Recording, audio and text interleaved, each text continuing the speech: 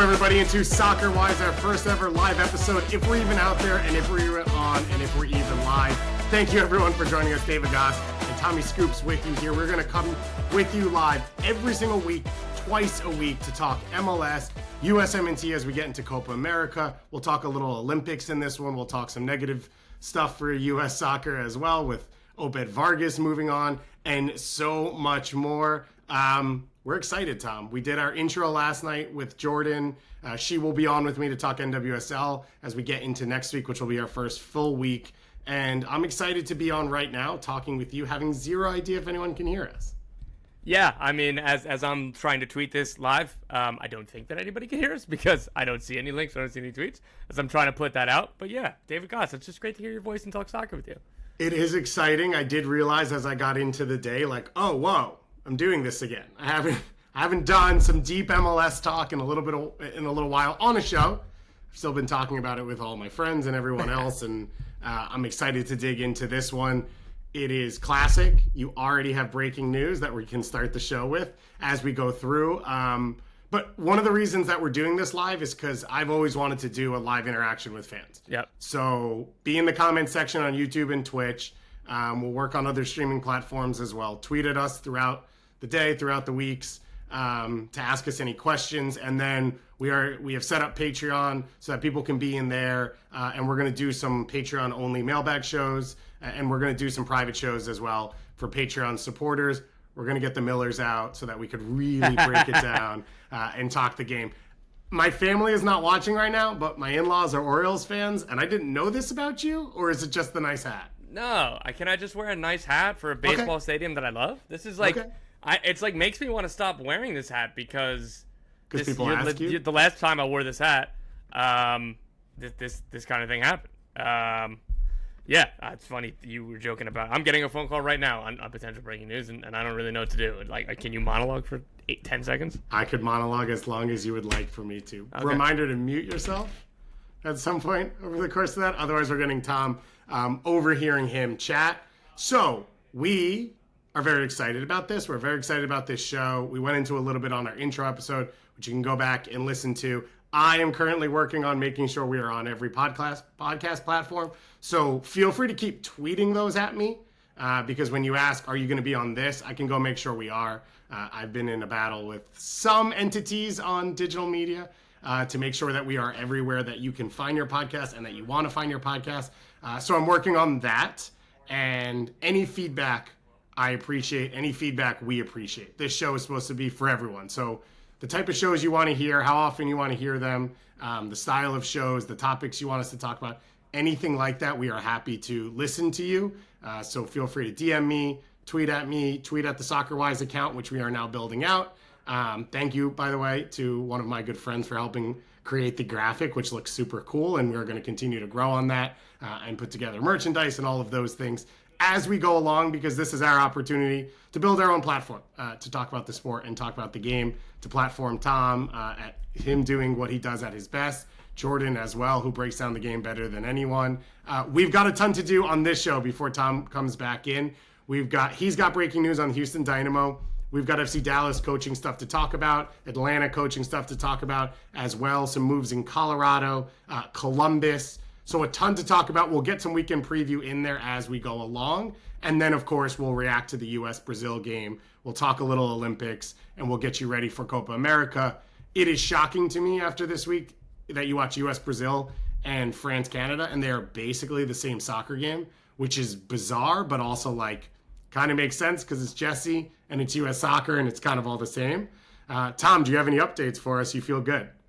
No, I feel good. I just want to throw my phone into the ocean is what I want to do. But yeah, nothing that I can say right now from that phone call. But like I said, we can get into the Houston Dynamo news if you want to just kick off the show. Yeah, let's do it. So Houston Dynamo. That was like the warm up. That was like watching me and you do rondos, watching me be like, oh, my boots aren't tied. We need to go back. So everybody got a real good listen there. So just to throw out there, my men's league, I skipped this week because it was my birthday and I went and saw Gary Clark Jr.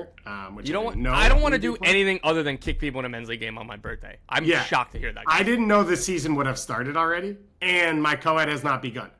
But after this week, Thursdays are going to be rec league reviews because I know you went to your game last night straight from our recording. and I assume it went well. Yeah, your boy had, I think, 4 assists and a 7-0 win. Nice way to start the season. Just didn't get selfish. Even up 4 or 5, didn't start looking for glory and goals. No, I'm a chance creator. I'm not a dribbler these days, particularly so. So yeah, it's I believe in the finer things in life. Like, I don't need the goal. Like, I get enough satisfaction from the assist. It just, you need to be on a higher plane. Love that. All right. Hit me with the news. Oh, wait. I can do this. No, I can't do this. Yes, I can. So class. Go, Tom. Dude, that is phenomenal. Lower thirds. It's just top quality. So, yeah, sources told me that the Houston Dynamo are finalizing a club record deal to sign designated player center forward Ezequiel Ponce from AEK Athens. I don't know what the exact figures are. My assumption is that means within the region of like $5 million. Their previous club record was like 4.7, which is Sebas Ferreira. And the Houston Dynamo have been looking for this big attacking boost for the last couple months. And from what they told me, or from what I was told, just from around reporting on this, asking around of what he's done in Greece and Europe, he's well-traveled. He's played in a ton of different leagues in Europe. And again, he's been excellent under Matias Almeida at AK Athens. His data and what they want in Ben Olsen's game model kind of jumped off the page. And when they were kind of combing their list from identifying players to a long list to short list to finalists, like Ponce, he was kind of always there. Like, all right, this is our guy. Like, there's probably bigger names and there's maybe like more expensive deals that they could have pursued, but it was like, we think that this is our top target. We think this is who fits the best. So that deal is about to be done. Things are being finalized, just, final signatures and everything else, and then it should be announced. Okay. Love this. Stoked about this. I think you start as a reaction as like, okay, Houston spent some money and signed a player. That's like the initial part of like, okay, this is positive. It seems like he's 29, I believe? 27, sorry. Coming from Ike, scored a ton of goals there. It feels like the idea is to take advantage of what's going on, which is that they are competitive right now, that Ache's towards the end of his prime. Like, this is the team to build rather than signing. I think Aliu's been really good this year, and that's a different type of signing, but rather than doubling down and going super young and being like, oh, we'll sell this player in 3 or 4 years. So I think if you're a Houston fan, like, you have to be excited there, which is they are trying to win games today. They are trying to be better than they were yesterday, and this is the clear avenue to get better for a team that has a solid backline, has fullbacks that do the exact job they want, are obviously loaded in central midfield. The clear upgrade was at this position, and rather than waiting for the Sebas deal to be done, it seems like they're being proactive in getting this done first. Yeah, so they can move Eric Sviatchenko. He's just technically a DP right now. That's just accounting purposes. That's just to save allocation money. Just every team should be doing that, by the way. As recently as a couple years ago, not all teams were doing it, which was a surprise to me, where they would only have like 2 DP spots filled and then be buying somebody else down with TAM. But anyway, so they had the flexibility. They are still working to offload Sebas Ferreira.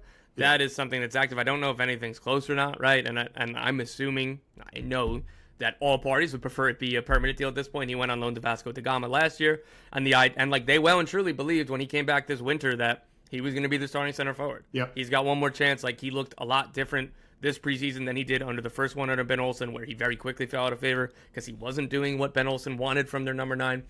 Houston have so much success without him in 2023, and now 2024. It really was, everybody was optimistic, and that wasn't them like being cheap. It wasn't them, failing to get rid of him, right? Yeah. Like, it was kind of all parties, and unfortunately he's dealt with injuries, and like, there is no more let's see what happens, right?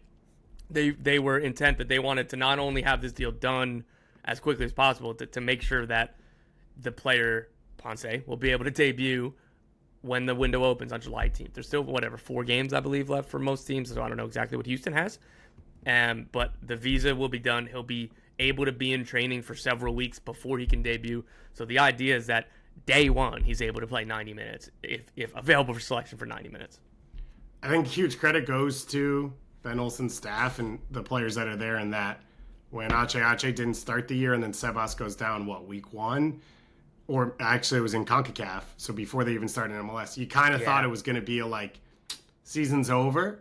And they've hung around enough, I think, to convince ownership in the front office to make this move. Like, they are 7th. They're 3 points out of a home playoff game.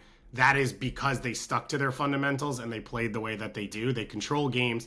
They control games in possession, not to score, but to defend, because they can't really score. But it's kept them competitive, and it's kept them in this season. And so you look at a move like this and you say, if it goes poorly, they should still be a better team. Like, it's an option at the center forward position that they just haven't genuinely had over the course of this entire season. That's a great way to put it. Like, it's additive right now. It is completely necessary. I want to say, like, I've been impressed by what they were able to do, particularly earlier in the season when they were without Hector Herrera. But, like, as you said, like, there's just not enough attacking firepower. Quinones going down before the season was unfortunate. I'm told that they are still in the market for U22 initiative attacker. They were hoping to get a deal done on that front in April before the primary transfer window closed. But it's kind of difficult to do deals around then. Like Cincinnati, they had to fight tooth and nail to get Kevin Kelsey on loan from Shakhtar. And Shakhtar weren't playing him. He played like 300 minutes all season. And even then, they were like, oh, we can't lose him. He's an important squad player. So that just shows the difficulty of trying to get a deal done in April when other teams can't replace players and they're at the end of their season like, all right, screw it, we'll just do it in the summer. So it wasn't for a lack of trying, but they were well understood that they need multiple big signings in the attack. I will say I didn't know what direction this search was going to go. If I had to have guessed, I would have assumed it was a younger, kind of rising player. You brought this point up kind of off the jump for this deal. Like, I would be very excited as a Houston Dynamo fan. There is still the possibility that they could resell him down the road, and like we saw Yorgos Giacomakis, what's going on with Atlanta. But this isn't like we're buying an exciting young player, we're going to let him develop, and then we're going to sell him. Like, it can be both. But this is obviously, we want to win right now. We want a player in his prime. And they need it. I think you also look at, like, we've talked about this with some other teams. He probably makes Aliu's life better. Yeah. And Aliu then becomes more sellable down the road as he performs better and he's more comfortable in this team. There's a ton of options like that. For anyone out there messaging us, I'm working on YouTube while we're talking.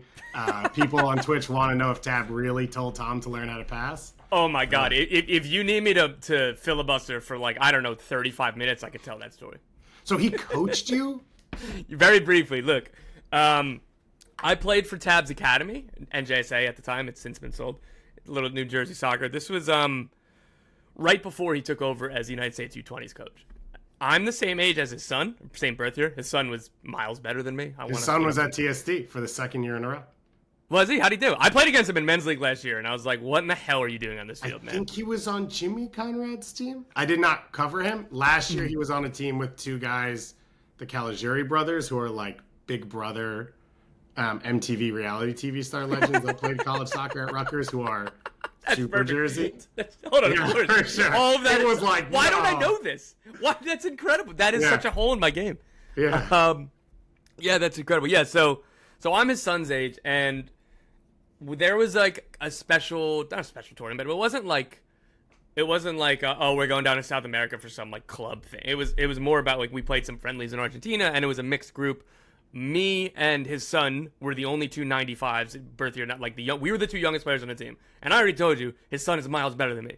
The older players were also better than me, and also older. So that was a clear like, oh, well, I'm not gonna be professional. Like, there's no chance at 15 years old. But like, it was such a fun experience, and we played some second division academy on a muddy dirt field. It was cool. Won that one, playing good, feeling good. We go play River Plate. We were playing their either 95 or 96 team. So they were either younger. They were either younger than everybody but me and Alex Ramos, right, or the same age as me and Alex, and then younger than everybody else. So we had the older team. We had a couple 18-year-olds, but mostly they were 16, 17-year-olds. My man, we did not come close to touching them. I couldn't imagine what the possession numbers were.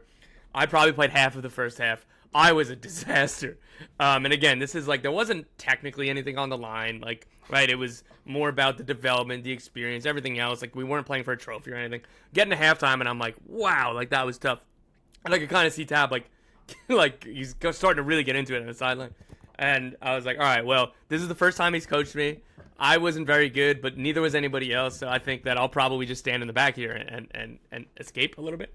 And he did not leave a single soul untouched in that halftime team talk. And at one point he came to me, he's like, Tom, can you complete an effing pass? And I stood there and nodded. I was like, you're right. I've been awful. I would be screaming at me too. And it wasn't like anything militant. Like, I don't want anybody to get this idea that Tab is like a crazy angry guy. He was a lovely man. He was so nice. Had so much time for everybody and was really good as a coach. But like in that moment when we're getting killed by River Plate at halftime, it's like, hey, can you complete a pass? And I'm like, if that's fair.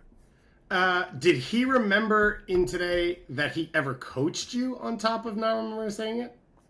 I don't know if he really remembered the first time I told him, but the first time I interviewed him when he was the U20's head coach, he definitely remembered the trip. I don't know if he remembers me, but again, he's an impossibly nice person to me, at least. So I don't want this to come off as anything other than me making fun of myself, and so don't take away that anything negative about Tab, because I think it's too funny. It's amazing. Also, cred to you for going and playing River Plate. Didn't know that was a thing that you did in your life. It's pretty cool. I played against River Plate. This is so unbelievably uninteresting to most people, but I will just end it on this to say I've played against River Plate, and I have also played against the Chinese Olympic age group, whatever. Don't you have that scarf? Wen Zhao Kane, the light blue one. Yeah. Down. Yeah, my D3 university in New Jersey was the first school to open a university, I believe, in China. We were either first or second, and Harvard was either first or second. Sold out first, whichever one it is. Point of pride. Okay, I'm not going to figure out YouTube while we're doing this, so I apologize. If you're watching on Twitch, thank you. I will keep going through those comments. It will be posted as a podcast everywhere you get your podcast as soon as I can get this done. This is only the first episode. We are going to be doing 4 shows a week.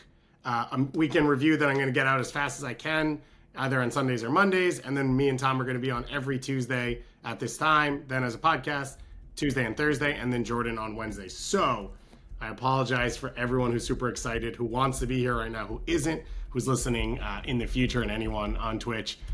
Keep shooting us with all your comments, and we'll dig through them. So Houston, making a DP signing. They also are going on the road to play against Atlanta on Saturday. And Atlanta put out one of the weirdest news releases of this season, which is that they have hired Carl Robinson as an assistant coach to an interim coach while they still don't have a permanent head coaching solution.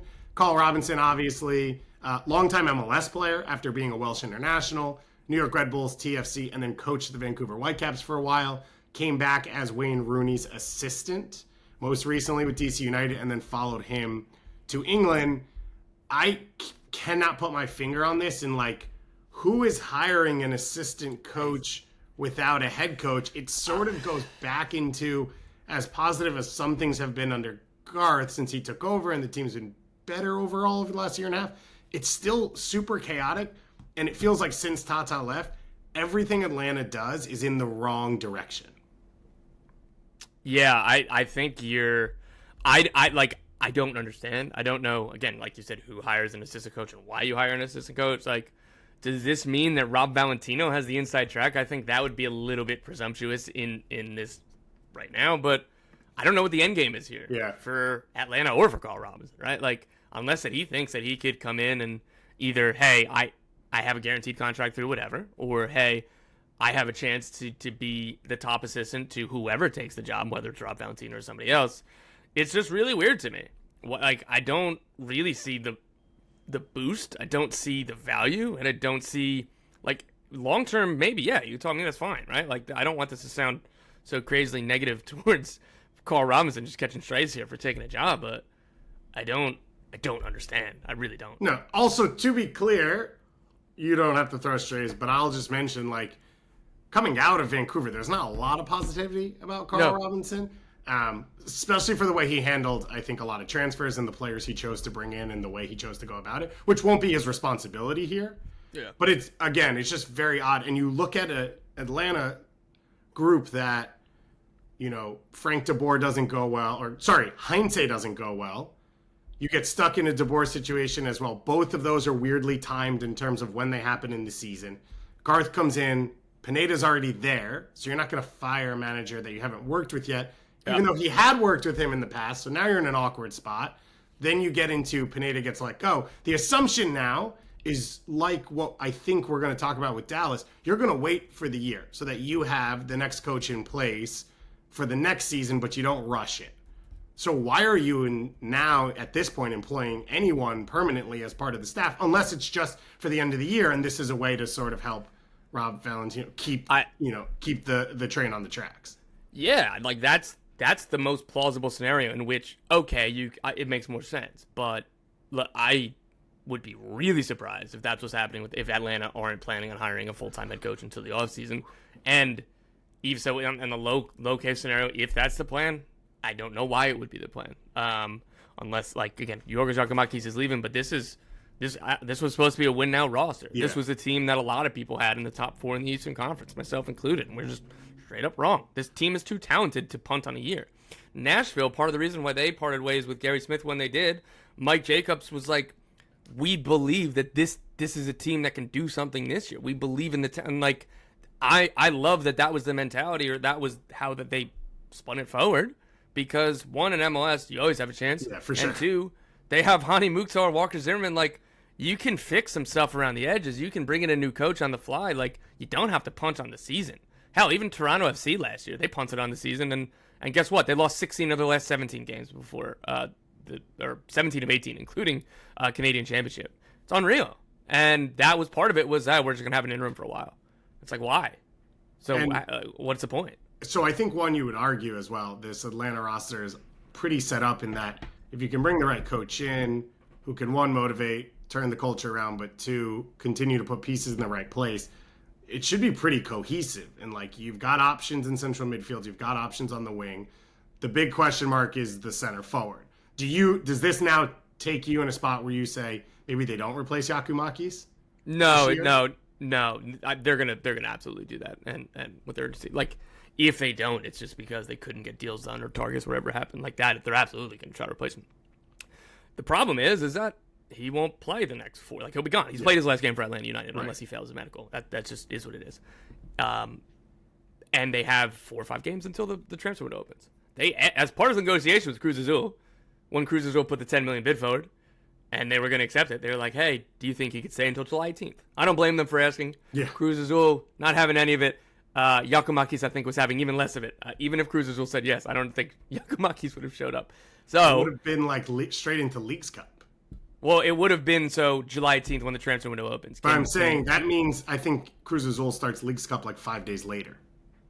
Yeah, well, whatever the case is, they wanted to keep him until the transfer window opened because they were trying to bridge to when they could replace him immediately. It's not something that they're not considering. Yeah. It's going to be interesting because I think Garth has a history of, in Seattle, signing talented players that like anyone could work with. But you would think you would want a coach's input on what style of center forward they want, especially because we assume Thiago Almada will be gone as well. And so for the most part, the team is going to be built around whatever this number 9 signing is until they then bring the replacement there. You have some updates with Almada? Yeah, so there's been rumors that Botafogo are... One rumor said that the deal was closed. That is just not true from what I understand. But what is true is that Botafogo desperately want to sign him. Their owner even said as much in March. They tried to make a last-ditch lower bid, and Atlanta obviously said no. And then the owner was like, I understand that they can't replace him. Like, he pretty much said in March, we're going to go strong for him in the summer. And I believe it's genuine. I also believe he knows it's positive press for his team to be linked with Thiago Almada, and at least, hey, look, we're trying to sign a World Cup winner, all this. Hey, everybody thinks he's going to go to Europe, but maybe he'll come here for a year and then go to Europe, right? Like, so it's advantageous for Botafogo for this to be out there. And again, the interest is real. What they want to have happen is real. There have been at least some talks in terms of Botafogo calling and trying. I don't know if it's been an official bid rejected. I don't know what Thiago Almada wants. I wouldn't assume that it's Botafogo. Like, it's a lateral move. Like, Botafogo, maybe they're a bigger, but like it's not the jumping off point that I think we all think for him. So I'm not sure what would happen here, but like that is a team that really wants him. The record signing was 16 million euros, dollars, whatever it was, 2 years ago. Otherwise, every other player is 6 million or less. Really? It's not really a club that's in this stratosphere. They're not Palmeiras. They're not Corinthians, right? They're not one of the Sao Paulo. They're not one of the huge ones. And even the big ones, in Brazil are not normally spending at the number that we thought Atlanta was going to get for Thiago Motta when we talked about setting a transfer record, breaking Miguel Almiron's number. Like, we're not talking about clubs that hit at the 30 million mark and above. So that's where it's confusing, where you assume this is with a percentage to sell on. There was a report in Brazil, I think it said in the range of 20 million, and I was like, if it's 20 million, the sell-on's got to be like 35%. Like, I don't know what, because then that would take the valuation to closer to like 30 million. So I mean, it's unlikely is the best I'd put it, and that's some sourcing and some discussions, but that's more so just general deduction, right? Like, this isn't something that makes a ton of sense, and hey, we'll see if that's wrong. So a lot to talk about for Atlanta, a lot to think about for them. Again, they face the Houston Dynamo this weekend. I think it's one of the best games of the weekend. It's two teams that are probably going to open up and play a little bit. Atlanta's been ridiculous at home because they don't control games and they're not consistent. All of that was part of Pineda leaving. And if you remember last time, they were actually somewhat consistent in their interim run in between when Pineda finally took over. And I think a lot of that was simplifying the game and making things straightforward. They'll have no Saba because of Euros. So that's something to watch out for with them. But again, I think when you talk about simplifying the game, you talk about a team that maybe is a little bit more straightforward, a little bit more direct.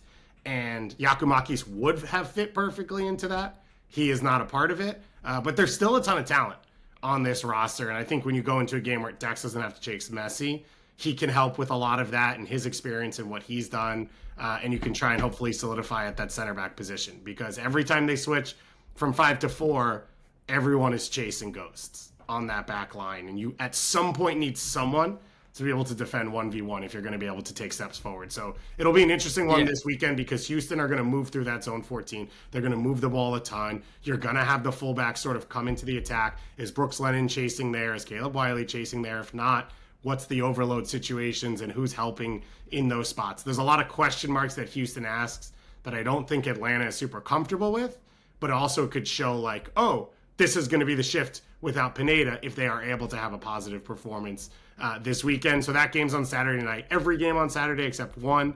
But let's talk FC Dallas before we get there. FC Dallas letting Nico Estevez go this week, because no one likes having coaches in Major League Soccer, clearly, and that's the future that we're in for. So they let Nico Estevez go.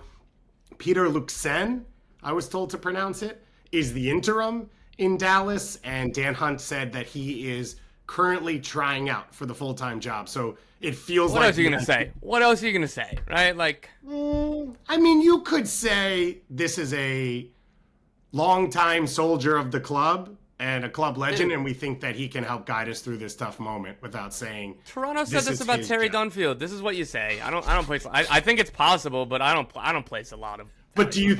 But my reading of this is they're not going to rush the coach in over the course of this summer. Like, I would be shocked if the coach starts before the end of this year, whether they hire that coach or not.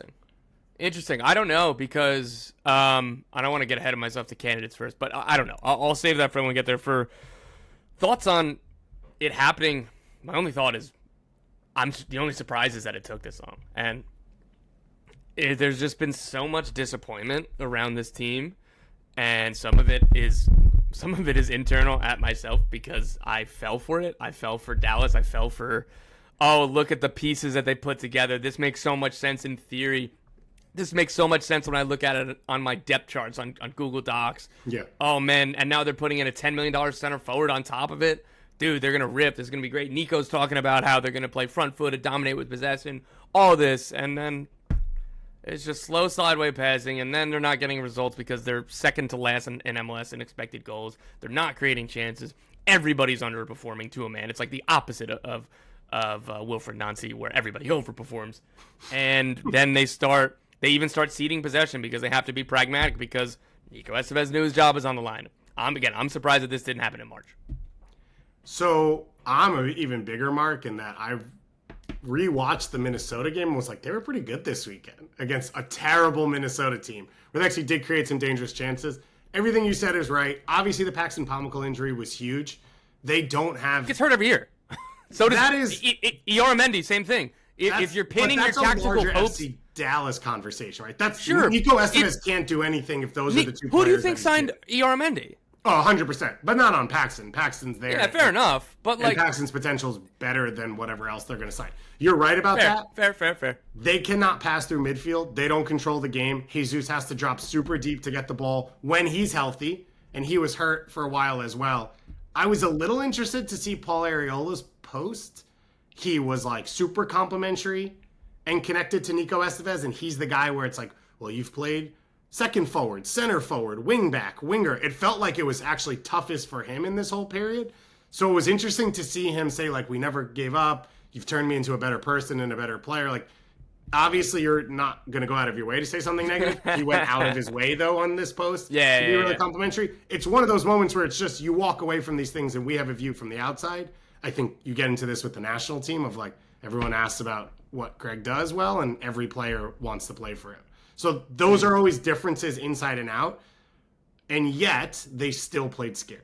And that's the part that you come back to with Dallas. They played on their heels. They play scared. They play in the middle third. They play in the defensive third. There's very little possession in the final third, and when that possession comes, it is not with overwhelming numbers because they're so worried about giving things up on the backside. The center backs, I think that was the one personnel spot where it felt like a problem coming into the year and is still a problem. They would have to, I think no matter what you do at coach, you have to upgrade at that position and have someone who can play both ways. Because if you want your wingbacks involved in the game, you need someone that can help you defend in transition moments and hold up play until everyone else comes back. And all of that's not even talking about central midfield, where that is their biggest weakness. That's their biggest hole. And you don't see anyone who can connect the game for those front three. And so it felt like if Jesus dropped a little deeper with Pedro Musa coming, that does the job. He's still too far. He's either too far from Musa because he has to come so deep to get the ball, or he's too far from the back line to pick it up. And so you look at a team that can't play through a lot of these. You don't want to go into candidates? You want me to start naming right now? No. I was saying I didn't want to hijack the conversation. Okay. Like I wanted to look back before we look forward. If you had to guess before you said a name, you think it's someone with MLS experience or not? Well, the name that I'm thinking, it's okay. Not technically. Yeah, Eric Quill is a name that I think I know is going to be in the mix. Eric Quill, former North Texas SC. Is that technically an MLS experience? It's MLS Next Pro or MLS League One. But anyway, when they hired Nico Estevez, I was told Eric Quill was a finalist. Somebody I talked to went as far as to say he was the runner-up. I don't know if that's 1,000% true, but I know that he's somebody that the club still really, really rates. He's currently at New Mexico United in USL Championship. He's got that team top of the Western Conference. I have actually talked to people around USL about Eric Quill, about that team. It's a lot of positives. It's a lot of compliments. So I think that he's going to be heavily involved. I don't know. It'd be way too early to call anybody a favorite, but I know that he's going to be in the mix. Okay. I think that's an interesting one. I think one of the things you heard from whether it was Zanota or Hunt in the conversations was like they've disconnected the academy. And so Eric Quill is a guy who's worked in their development structure. He's been around there. He then worked in Columbus, who started to do this really well. And if you're going to take an opportunity on a young up-and-coming coach, why not a guy who won a lower division championship for you? So I think that name makes a ton of sense. Those are the names I'm thinking of as well, of like you get into the Danny Cruzes and Pamo de Casa of the world who have won at a lower division. Ben Perriman as well, I think, is going to be in conversations like this. I'd be interested if there's someone off the Oscar Pareja tree that they think they can go and get connected to. He has older assistants normally in what he's done. And then obviously Lucci's not an option or going to be an option, but part of their issue in the academy is like the talent's not the same. And I have said it was a golden generation and that's fine. You're not going to produce a Weston McKennie and then Chris Richards and then a Brian Reynolds every year. But like in watching the youth levels, the teams are not as competitive. The players are not as good. And I think part of that is Austin's come onto the scene. Houston's reestablished themselves. Yes. El Paso's done a good job. San Antonio's done a great job. So like they are losing battles for players in Texas while they thought that they were in a range where they were going to expand out. And rather than lose battles in Texas, they thought they were going to dominate in Oklahoma and Alabama and the edge of Florida. And that's where Chris Richards players and guys like that come from. They need to fix a lot of that. And so the manager doesn't need to do that, but it needs to be connected enough that people that are in these scenarios start to be curious about the club. When Oscar Pereira came into a room for Ricardo Pepi's family, like they wanted to go play for him. And Luccin comes into that meeting as well. The family's connected. They're inspired by that. And they know who Oscar Pereira is, both for his work in MLS and his Colombia background. Like, they know who that person is. So you need someone who sort of hits a few of those things if you're Dallas and can then reestablish what's going on. Because I think for Zanota, it's like you look at this team and the big signings have not hit.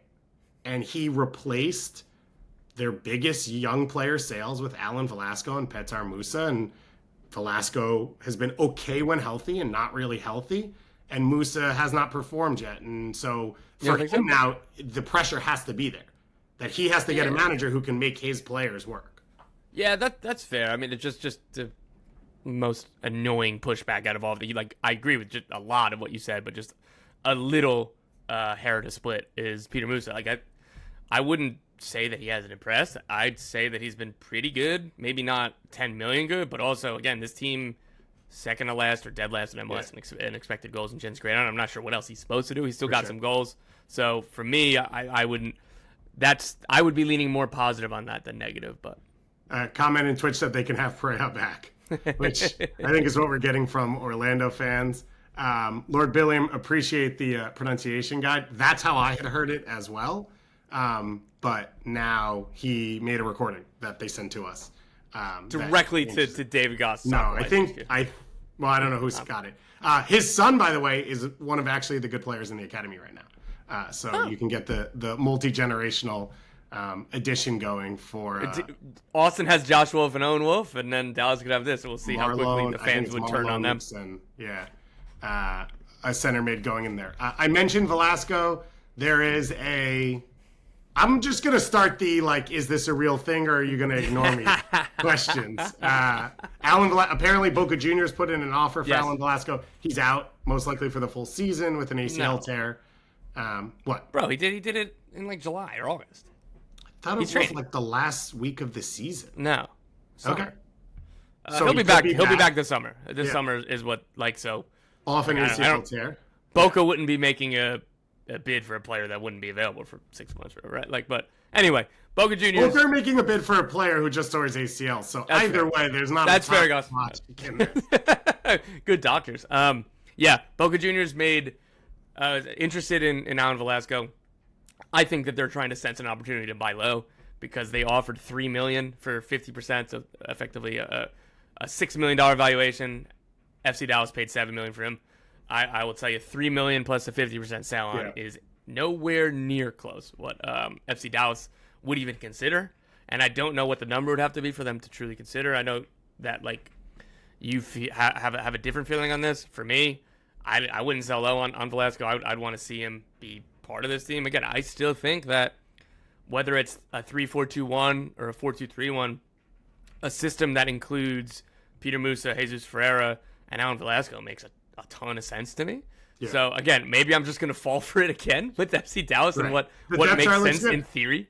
It does, man. And, like, I think those three players complement each other. And, like, I think if you wanted to go get $3.5 million for 50% of his rights in January, you could go do that easy. Right. So it'd have to be a bigger offer. That you don't have to jump on that move now because it's not going away. Yeah. I see the side of, like, this. He was fine when he's played. He has not been elite in Major League Soccer. His life should be the easiest it's ever been in coming 22 back. under 22, number one last year. Sure, yeah. Bro. I love when players get signed and it, like, ends up in their release article or whatever, and you're like, oh, that's like a fake thing that we just did. Like, that's not real. That's not a real definition of it is real, man. Yeah, it is real. So for me, it's like, if I think it's questionable how well he plays, Boca has a history of selling. They're going to sell. It's a big platform for him. Maybe he sneaks his way back in Argentina playing at Boca quicker than he does for Dallas, and then we get 50% of the sell on. You could talk me into it, but I think you're right in that if he's going to come back and be a part of this group to some extent, see what he looks like with Musa. Like, see what he looks like with more talent around him. I don't know that there's enough. You can't play through him, so he's not your 10. He's not game dominant. And he can be a threat and he can be dangerous. Oh, look, I did a thumbs up. He can be a threat and be dangerous in moments as well. Hold on. The fun of the show is going to be that we don't need to do normal procedures. Like to be professional, I should have just let you go. But I need to stop right there. That was a perfect encapsulation of the difference between Tom Bogan and David Goss. You just went, oh, that was pretty nice. Anytime this happened to me with a little thumbs up, I've stopped and been like, what in the fuck? I have no idea, just yelling at my computer, and you're like, oh, that's pretty cool, man. It's the beauty of live. You get to see the true personalities. You get to see me sweating, which is going to be a huge element of the show as we go through the summer. Especially because I'm trying to figure out the tech on the back end, which I am terrible at, as we go through this all, which is why this is a soft launch. What makes it soft? The fact that I didn't figure this stuff out in advance and don't know how to do it. Nothing else about it. We will be here live and going through over the course of the days. We are also going to go as long as we can talk, which clearly is way longer than it should be. So get ready for the other people to complain about that. Let's move to Colorado here. By the way, Dallas hosting St. Louis this weekend. So that's the last one to throw in there for Dallas. A chance to see them rebound. Reminder, Luccin, that's what I'm going with for now. Played in Major League Soccer, played for Dallas, has been an assistant for about 4 or 5 years, was a part of the academy before that. I've heard really good things about him from people that have played with him, like immediately when this was named, from people that had played at Dallas alongside him or played under him as an assistant over the last few years of excitement. So let's see, is it just a new coaching jump, or are there some ideas and things that they can put into place to sort of shift things as it goes along? Because I would say for Dallas, the roster they put out there this weekend is one of the best they've put out there because they haven't been fully healthy. Let's talk Colorado here. Rafa Navarro news from you. They face off against Austin at 9:30 on Saturday night. Those are the two, I think, teams on the exact opposite ends of the data spectrum, where Austin's the luckiest team. Yeah. And Colorado is pretty far from it, but yet has still put together decent results. Yeah. And that's some of that you could point to personnel. Like Zach Steffen has not been very good, particularly with the underlying numbers. That is what it is. Anyway, the news that we're going to, Colorado Rapids are progressing on their deal to sign Rafa Navarro on a permanent deal. They had hopes probably 8 weeks ago when they began really making these talks. They think that they could make it a TAM deal. And then Rafa Navarro went out and scored 7 out of 8 games or whatever it was. And it's not like he was playing himself back into Palmeiras, but it was all of these teams in Brazil are going to start putting interest and offers in. So Colorado and Palmeiras are progressing. Navarro wants to stay. Colorado wants him to stay. Palmeiras is open to it. All of that being said, because of the other interest and offers, it's going to have to be a designated player rather than a TAM deal, as they kind of hoped. But if he's scoring like this, he's totally worth a DP spot. I stress that nothing is agreed, nothing is done, but everybody I've talked to on all sides of this feel pretty confident something's going to get done. There's zero reason to lose a player who's scoring goals to bring in a new player to hope they can score goals, especially if you're Colorado. Nothing you spend is a guarantee. So, to have done the loan deal, which was, let's take a risk and see what happens, and for it to work, you have to double back down into that. You cannot take the risk of doing it again, because that would be the next move. They're not going to spend $10 million on their center forward. They were going to try and find a deal where they could get a loan and find a piece or a player that's available out there. Honestly, when we started talking Houston, I was like, is Sebas Ferreira going to an MLS team on loan if they can't get him out? Because that's kind of the move that a Colorado would make. There are a few other teams in the conversation that could or would make a move like that. A Montreal, is not outside the realm of possibility. So this, I think, is a lot more positive. The guy you chose, he's fit into the game model pretty well. He's worked pretty hard. You've got Cole Bassett making a ton of runs behind him. Georgie's starting to get comfortable, and they understand the space that Navarro's leaving or when they can link up with him. So it's been good for Colorado. You wouldn't want to change any of that if you don't have to. They're going to lose their linchpin defensive midfielder over the next few games.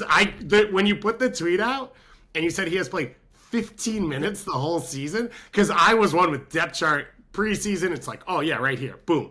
There's that team. New starter. That was the idea. And there's a few teams that have made these moves of the loan for the depth chart center mid that could work and very rarely does. I guess unless you're Cincinnati, and then everything works out for you in those positions. So that's another move that they're going to make as well. We have a question on Austin, I think, in the mailbag? Any Austin news that you'd like to go These into? are the questions I usually get, Gus. Yeah. Like, this is what my mentions are filled with. Now we get to do your mentions live. No, I don't have anything necessarily new. Again, they just made a club record signing to Usman Bukhari. He'll be. I haven't asked about the visa situation because they still have 5 weeks till the window opens. Yeah. The idea there is that that's going to be resolved at some point soon. He's obviously taking a little time off because he just had a full season. But the idea is that he's going to be in training for 3 full weeks before he's available to play. And thus, if Josh Wolf wants to start him, he will start him, and he will be fit to start and go 90 or whatever it is. So there's that. And I'm filibustering on that because it's club record signing. I don't know if the next one's coming immediately. Like, I know that they're going to be busy this summer. I know that, like, I was one of the people very critical of them over the winter because I thought that they needed to do more. It's worked out fine. Again, they're vastly overperforming their expected goals and expected goal difference, but whatever. Game's not played in a spreadsheet, mate. There's a new right back coming in, as you said, Dessler at right back. That was done kind of in the winter, which I first reported, and then I was on an Austin podcast. And they were like, yeah, and you've talked about Dessler coming in. And I was like, who is that, and what are you talking about? The guy's like, you broke the news in January. I was like, oh, did I? Okay. I completely forgot. This is your version of Tab being like, did I really say that? So anyway, look, I do expect them to be more aggressive again this summer. Like, I believe they can sign another DP. Yep. But like DP9 is the part that would make the most sense. But like, I really like how Diego Rubio fits with Sebastian Driussi. Do you use it in the midfield again? You don't use it on center back? I don't know that the DP signing makes sense for them, right? At this point of like, I think you try and reinforce more of the roster. You try and improve at center back. You try and get a little deeper in central midfield or find the right pieces. I still think Danny Pereira's not long for that life just because he's their only asset. Was that a threat? No. He's not long for life? For that life. Danny Pereira check his shoulder? The Austin FC, one, he should always be checking his shoulder. You should always be checking. That's what we talk about in the training session. Both on the streets and in training. Yeah, never on the streets. I would protect him with my life. What a great super draft pick. Any super draft pick is safe in my book. But I think that's a position they make too. Bukhari should help in that if he hits anywhere like some of the wingers we've seen come in. I think you think about that, like Galaxy for sure, both the signings they made. You should be able to play on the front foot even more dangerous. You should be able to let the back line adjust in moments, and rest defense should get a little bit higher up the field. You make life easier for other attacking. It's not rocket science in what he can bring to this team if he hits the ground running. And if he doesn't, he might still be better than Rigoni. And so then you've got a lot of positivity going there. Colorado, Austin, that's 9:30 on Saturday. Let's do Philly here. Julian Carranza, is it official? How close are we? What are we talking? So, terms are agreed between Carranza and Feyenoord for the winter. Or essentially, what I was told is essentially a deal's there. I don't know if they've technically signed the pre-contract or not, but Julian Carranza will be playing for Feyenoord in the winter. And right now, Feyenoord and Philadelphia Union are negotiating over Feyenoord trying to sign him now. Yeah. They don't want to pay much of a fee because they're going to get him for free in 6 months if they wait, but they also have Champions League, and it makes sense for kind of all parties for a deal to get done here. Nothing is done. Nothing's agreed, rather, between the clubs. I think this makes too much sense to not happen immediately, and Ernst Tanner is a reasonable guy. Feyenoord CEO is Dennis Ciclosa. He's also a reasonable guy. Also previously LA Galaxy GM. There's a relationship between those two guys. I can't really imagine a scenario in which they can't hammer out just an agreement that makes sense, and we'll see when that would be. If honestly, I don't know this. My fun theory is that if I'm Ernst Tanner, I'm taking as long as I can to answer these texts and calls. I like knowing that I'm going to agree a deal, but I'm stretching it as far to July 18th as I can because they need results and they can't replace him, and he is pretty irreplaceable in this group right now, particularly coming from the bench, people from the bench. So if I'm Philly, I'm saying, oh, sorry, dude, I opened your text. I forgot about it. Like, I'm going to call you later. And Dave Goss style texting. Starting every text with my bad. My bad. I just totally lost my phone all the time. My phone is always lost. And that's not me joking. Like, straight up, I never know where my phone is. I wish, dude, just like I feel like locked to my phone. So like when I hear stuff like that, it's like a person like looking at the Squidward looking out the window. Like, oh, that must be nice. So Ciclosa obviously is a guy you'd think should be farming in MLS, like should be finding moves like this consistently because of his background and what he's done. When he was in MLS, he was doing this with Liga MX and the Dutch. Yeah. If I'm Ernst, I say, okay, who's going to come on loan then? Like, we'd love to send him early. You obviously have more talent than you need. Don't send them to Vitesse or Utrecht. Don't send them to Belgium. Like, send them here. Let's start to create a connection between these two clubs. But I'd be shocked if Carranza was the last MLS signing going to Feyenoord that was done in a way like this, where it was like, oh, that's a really smart deal. That's a really good deal, because that's what Teclosa did in his time here. I agree. And another thing that he's done, they partnered with, I believe it's Orange County SC, because he watched the Galaxy fail to take full use of that area. And he got to Feyenoord and he set that up. Paulo Rudisil was in the LA Galaxy Academy, US Youth International. He's at Feyenoord now. Like, has I believe an Italian passport, so is available. Yeah, that was US U17 World Cup player. Feyenoord helped with that. There you go. That was the deal. Reading his name, you could guess that there's a possibility out there that you could get something like that. But I will say that was fast tracked thanks to Feyenoord, to make it easier for him to come early. But so those are the things, like you said, if they find fits, look, talking about Julian Carranza, he turned down Werder Bremen, he turned down Olympiacos, Ipswich Town. They either had a deal agreed with Philly or it was a serious bid and they were going to be able to find common ground. Carranza's just I don't have any interest in going there, and so don't even bother agreeing a deal. So Carranza's been looking at this long term, hey, I know in 6 months I could just pick wherever I'm going to go. Yeah. And at first I was like, man, Werder Bremen, that's a pretty good for sure. spot. You think that's where you want to go? Ipswich Town, that would have aged really well. They're in the Premier League right now. Yeah. So I was a little bit surprised. And then when I was hearing about the Feyenoord talks, I was like, dude, that makes a ton of sense. I like this landing spot better than the others for him. So credit to him for having the long-term play and his agents, whoever advised him, whether it was him or not. I'm always glad to see players kind of take control of the future. It's unfortunate for Philly because they agreed those deals in the winter, right?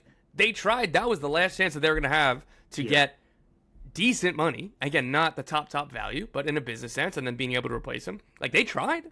Yeah. But he said no, right? So it's tough on Philly, but I'm always going to be kind of pro player on stuff like this.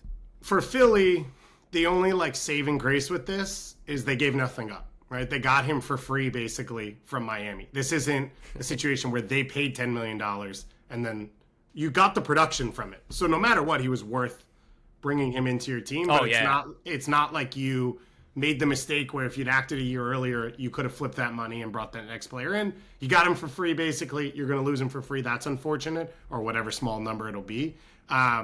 For the Feyenoord thing, not a huge Feyenoord supporter. Don't watch a ton, but I can say... Not locked in, but his game is very similar to Santi Jimenez, who has scored a ton of goals there. They are of a similar age. I think he's actually more physical than Jimenez. He should fit pretty well. In the Dutch league, he can cover a ton of ground, or he can move in space really well, and that's what you need to do in the Dutch league because everyone marks you 1v1 everywhere across the field. Philly hosting Miami this weekend. Do you want to talk Rafael Varane? Is this a real? No. Is this a real rumor? Okay. No, I don't want to talk about Rafael Varane. I'm happy to move on from that one. Let's do a little Columbus, and then we'll get into some national team. Aiden Morris, you've been the one breaking this news and covering it. Columbus will play on Friday night at NYCFC here in the Five Boroughs. I will not go, probably, although I've thought about it and considered it. I don't think I will. But Aiden Morris... I'm glad we cleared that up. Good. Yeah. I just didn't want there to be rumors and reports coming out of Tommy Scoops about whether or not I'd be there as my Aiden Morris send-off game in that moment. What's the deal with Morris? How done is this? Everything's agreed. The only thing that could toboggan this is if something bad happens before he stops playing for Columbus. Deals agreed around $4 million plus a sell-on percentage to Middlesbrough. What I was told is that it was him pushing for, I want to play for Columbus one or two more times. It wasn't Columbus are obviously extraordinarily glad, but they weren't going to blow up the deal over something like that. It was Aiden Morris saying, I want to play for Columbus, and I love that. This is a local boy, came through the academy, by the way. Came through the academy, boy. Yeah. Grew up with this club as a professional. Won 2 MLS Cups. He's a fan favorite. They love him. He loves them. And sometimes I know I can be overly romantic about this game, or kind of want to be because of That's better to believe in than just, the cold reality sometimes. And being in the business, like, you understand that sometimes it is that cold reality. And then a lot of questions can be answered about who paid more money, right? So I'm always going to gravitate to a story like this where, this is a win for everybody. This is Aiden Morris. He developed with this team. He won 2 MLS Cups. He has nothing more to do here. I mean, if he wanted to sign a 5-year contract, lucrative deal, that would have been great too, right? Yeah. But he's always wanted to go to Europe. Columbus aren't standing in his way. Columbus get a good deal. They get a sell on. They have plenty. This deal has been in the works for a while. They've known that they need to replace him in the summer, or probably going to need to replace him in the summer. So I just can't say enough positive things about this deal for all parties. Like, obviously, it's going to be near impossible, like a lot of these deals, to dollar for dollar, value for value, replace Aiden Morris on your salary cap. But they're still getting a good deal. They're going to have room. They're going to have money to spend. They have a DP spot open if they want to. This will open a U22 initiative slot. So they can't, like, the Brandon Vasquez one was Telfer for Cincy because that was a DP guy on like a low TAM deal, right? Yeah. So everything's great, and this is just the evolution of the game and the evolution of the league. This is what you want with your academy players, right? You want them to win with you and then go for these big fees to help you reinvest both in the next generation, right? You can use those resources to build the academy out, blah, blah, blah, as well as bringing in players. His partnership with Darlington Nagbe and the way that's grown and what that's been, I think to what you were saying, that's the essence of what everyone's looking to do. To have DP all-star level player in Nagbe who understands what it means to win in this league help sort of raise Aiden Morris. But then also I think Aiden Morris helped buoy Darlington Nagbe to be inspired again, to make them good, to make Nagbe re-sign and fall in love with the project again. And obviously Nancy is a big part of that. Weird times for Columbus. I think we'll dig into it more next week and as we go along because we'll sort of see how this window goes. But Tim Bezbachenko gone.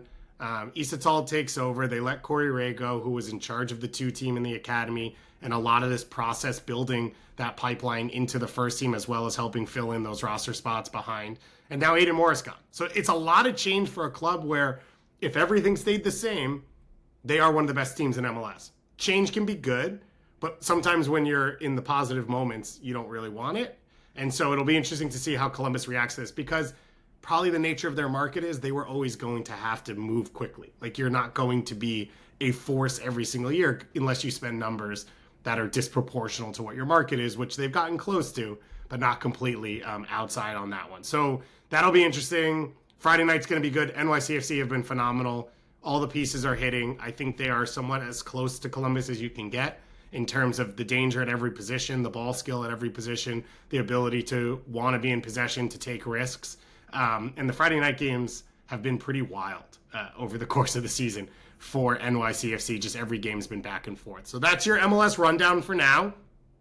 We could go for 4 hours. We're not going to. But reminder, this is new. So feel free to shoot us messages. What do you want to hear? How do you want us to structure things? What do you want to sort of tune into, when and where? And we're going to keep building this and keep changing it. So this is for all of us. It only works if everyone's involved. So we want your feedback. Please spread the word. Anyone you know who has ever watched the soccer ball roll, whether on TV or in person, that you think could be interested, let them know that Soccerwise is happening. We're talking all things Soccerwise, and we're going to try and do it smarter. Less us two, more Jordan on the intelligence side. But that's why we got the Jordan is here for intellect. Yeah. And one thing to add to Dave's spiel right here, everybody DM David Goss if you know how to work a computer on YouTube to give a little instructions on that. Yeah, because the test worked and the live one didn't, and that is the worst case scenario for what happened to me. But shout out to everyone on Twitch who's in there. Also shout out to David on Twitch, who's a Burrow fan watching this, who's looking forward to see Morris learn from Michael Carrick, which is actually from the gaffer. Pretty good lesson for him to take. Let's do US real quick because we'll have plenty of time to talk about them going into Copa America. The bounce back performance against Brazil, 1-1. I said it in the open of this show. It was almost the Canada-France game of you've outplayed them. Then it feels like you're going to lose it. Obviously, there were goals in the US-Brazil game, but it was very similar. What were your takeaways sort of the US performance? Does this make you feel better? Did you not care before? Where do you sit right now? So I kind of go, I'm pretty in the middle on this. First and foremost, horrific performance against Colombia, really strong performance against Brazil. Those two things are true. I really like about I wish that the emphasis on how they played and what they wanted to do against Brazil was the same against Colombia. That's my biggest gripe, I think, under this regime with Greg Berhalter and this team.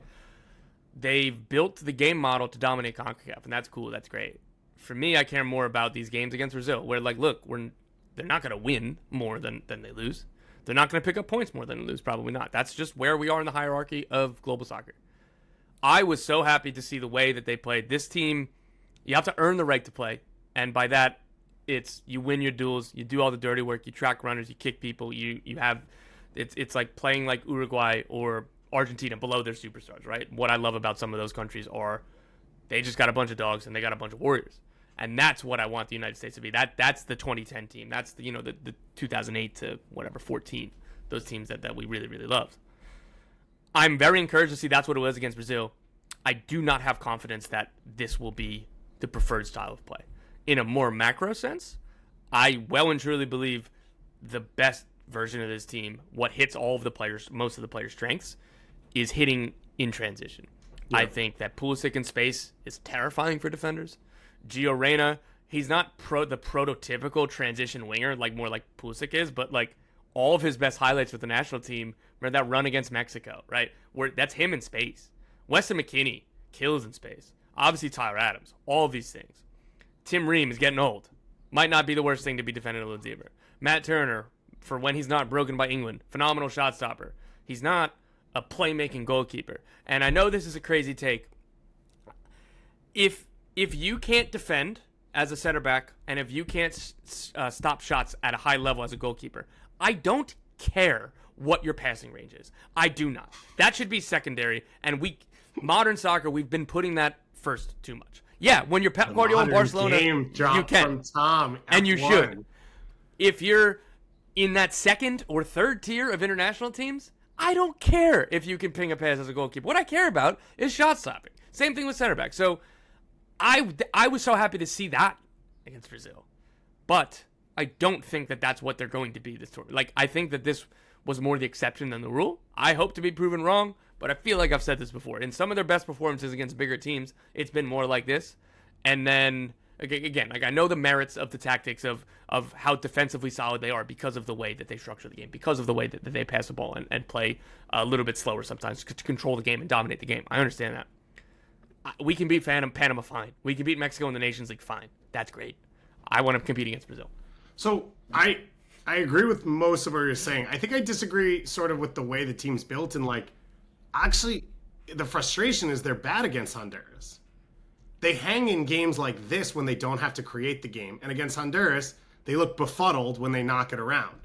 But I think the point of like because they go into that game thinking, hey, this is like Brazil playing Bolivia, and we're just gonna dance around it. But like, for sure. I think part of it like it's the tactics and the mentality that comes into it. Sorry, go on. No, and I think the idea of like where the line of confrontation is, what zones you want to play in consistently, what you want to do. I think all of that is fair complaints. I thought one of the things in this game that like, and this is part of why I think this team is really tough when everything falls on the coach, is like Weston McKennie was good. And Weston McKennie's not always this good. And when he's this good, you play through him. And now all of a sudden you've got a center mid where every time you play into his feet, it's back out in the right speed at the right pace for Pulisic to run onto, and Weah to run onto, and Pepe to link up with. And then against Colombia, you can't find him. And so I think part of the issue with this team, I've said it 5 million times, it is one of the youngest national teams I've ever seen. It has very few veterans to fall on. And so the consistency of performances is low across the board. And you don't know that Joe Scally is going to play the same way in a week that he did in this game because he's not done that in his life. And so I think there's some givens. I think Weah is a consistent one. I thought Musa was really good in this game. I thought it was an example that he should play this position if Tyler can't play, at least in the group stage, because that's the other thing, is you're talking about Bolivia, Panama, and Uruguay. Uruguay not going to dominate the ball, and Bolivia and Panama are some of the weaker teams you're going to see in this competition. So I think it gives you the right to say Musa and Reyna are starting center mids because this is the games that we're going to be in, and they fit this. Maybe even with the performance against Brazil, you come out of it and say, against an Argentina, I don't know.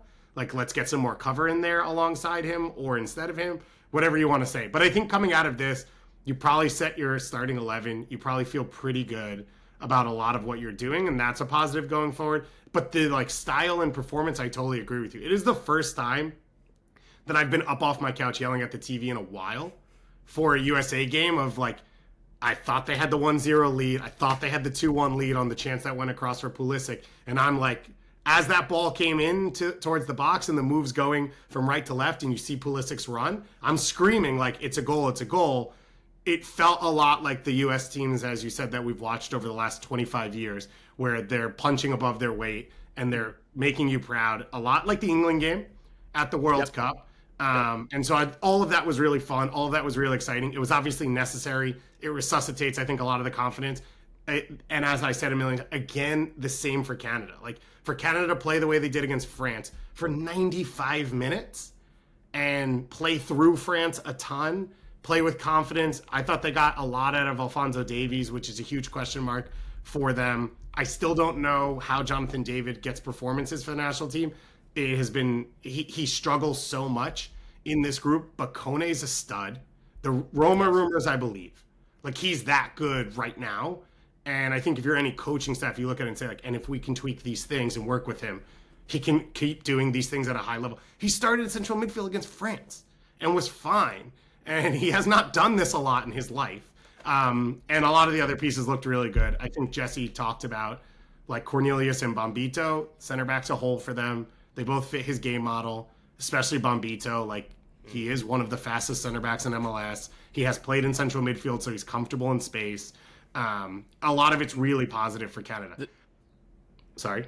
I was just, one thing to add on Moise is that, like Kone, or maybe unlike Kone, in that the belief from scouts I talked to and people in the know around MLS, Colorado wouldn't want to transfer Moise Bombito to like a stepping stone club, to a Watford or whatever, right?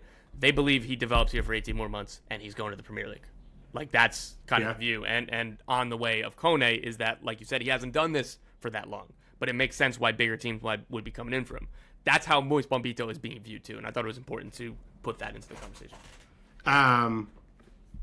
For Colorado, that only works if he plays for this team, right? Like, Colorado can do as much as they can do, and obviously the Austin Trusty thing happened, so maybe there's a little bit more to it. But like, he's better than Austin Trusty is what everybody's told me. Yeah, which I believe, by the way.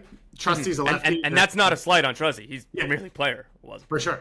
But if he does it at Copa America and he does it again in whatever if you look at Canada's schedule this week, playing Netherlands, playing France, they're going to continue to put games like this on the board. And then you talk about a World Cup that they're hosting. Like, that's where Colorado gets that value for Bombito. And it feels like every possibility that he could be there.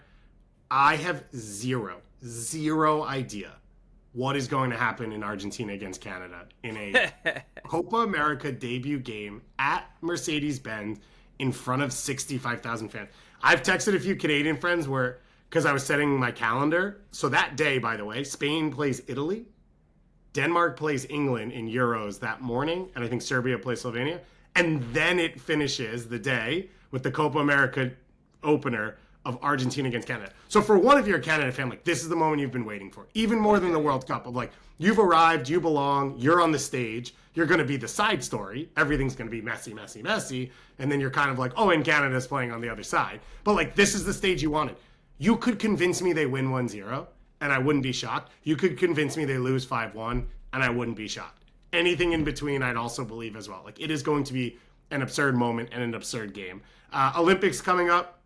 U23's lost to Japan, playing in Kansas City as sort of a warm-up game. I watched a bit of it.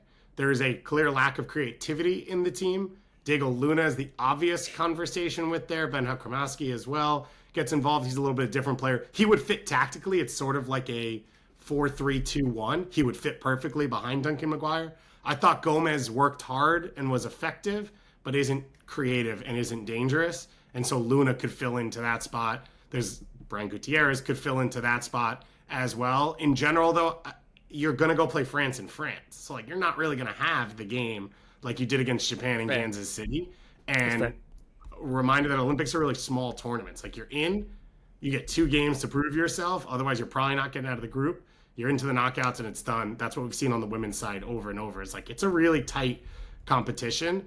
So it'll be interesting to see. Obed Vargas probably won't be a part of that group, as it sounds like he has officially registered his one-time switch to Mexico. Yes. So Confirmed by FIFA. So he's no longer available to the U.S.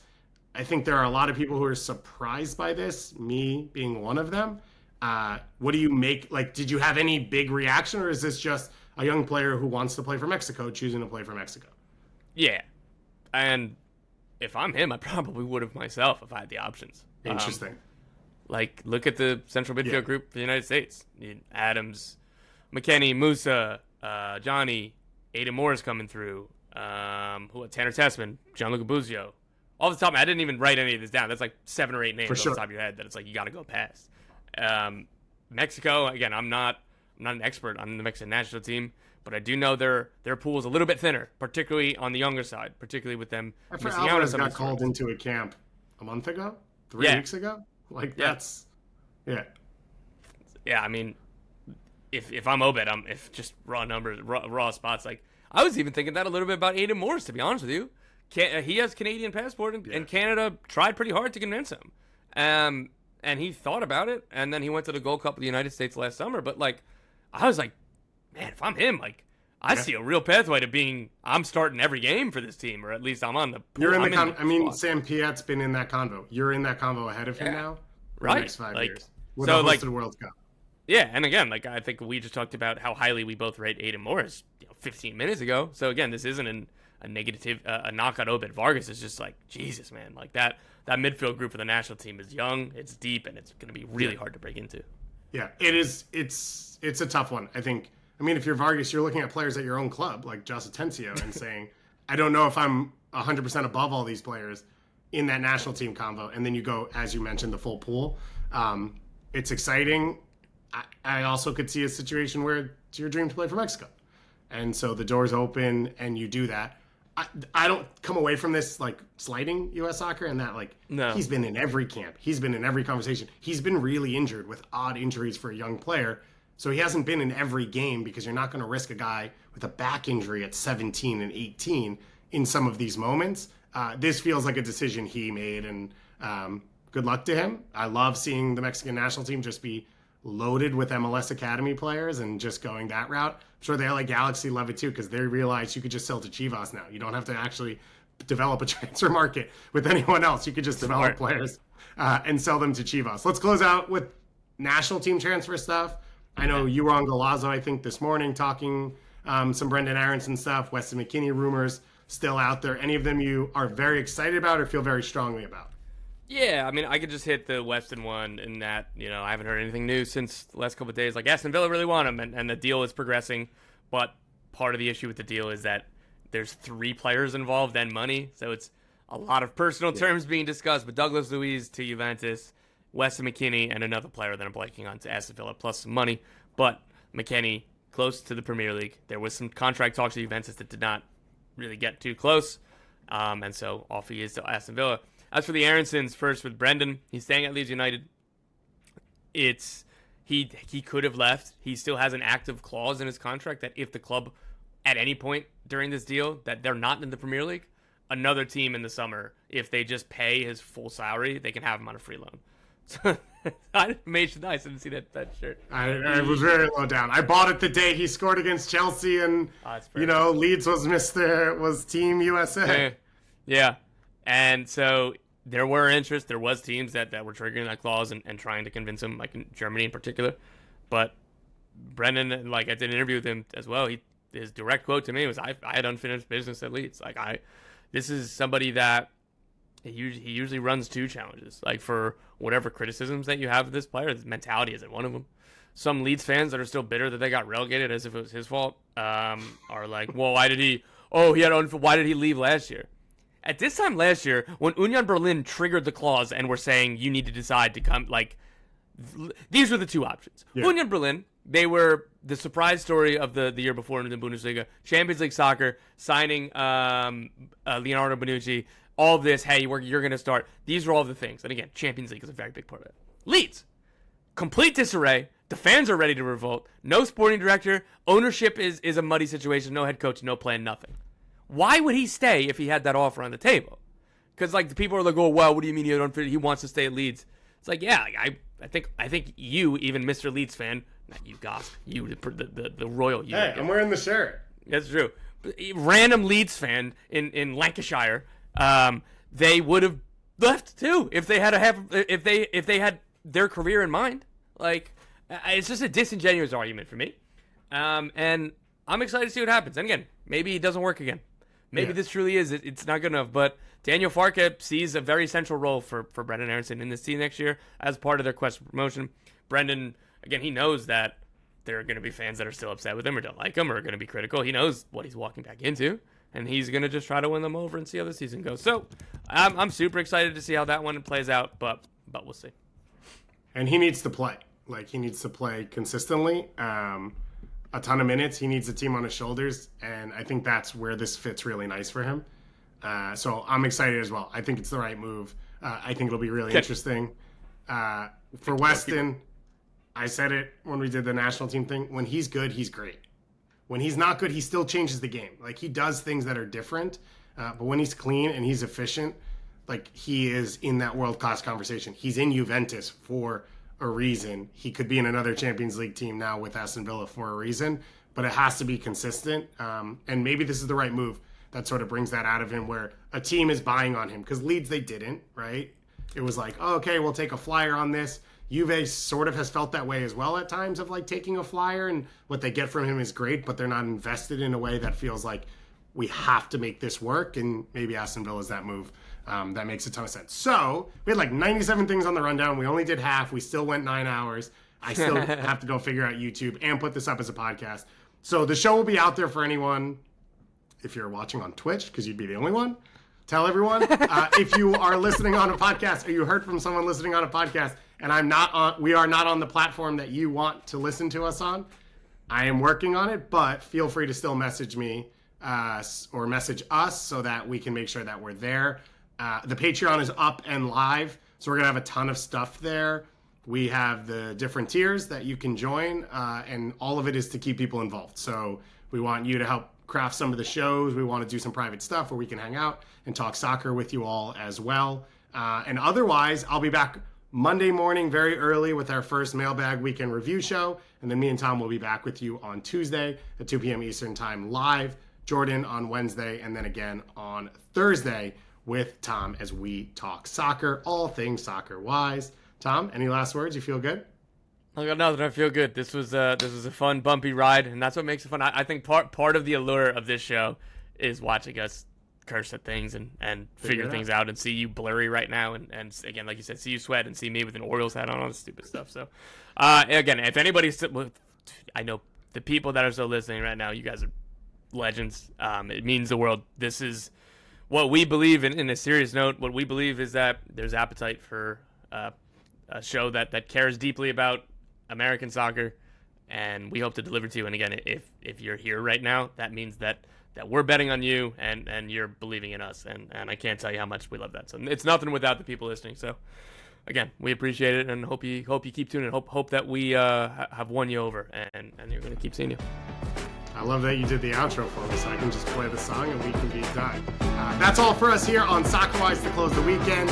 We'll be back, as I said, on Monday morning with your weekend review, weekend reaction, and of course we will go all week to cover MLS, NWSL, US national team, men's, women's, Canadian, and everything else in between. Bye, everyone.